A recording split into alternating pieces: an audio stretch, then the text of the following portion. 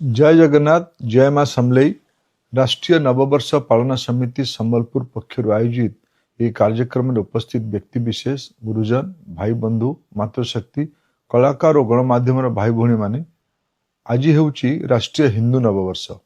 यह शुभ अवसर में आपण समस्त अनेक अनेक शुभेच्छा और अभिनंदन जनाऊची। बंधुगण आज दिनटी केवल एक तारीख परिवर्तन दिन नुहे, यह होउची आमर सभ्यता संस्कृति वो मूल्यबोधर पुनर्जागरण दिन।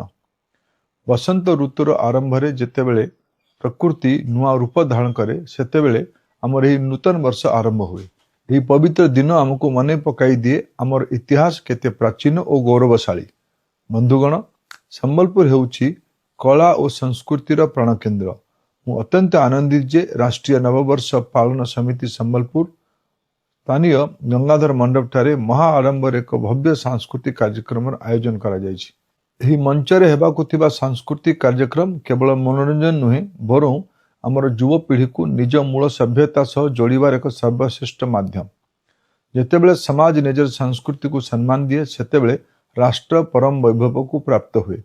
बंधुगण आजिर एही नववर्ष रे आमको अनेक संकल्प नेबाकु हेबो, जो संकल्प केवल विकसित संबलपुर पाई नुहे बरं विकसित ओडिशा और विकसित भारत गठन पाई मार्ग प्रशस्त करिवो।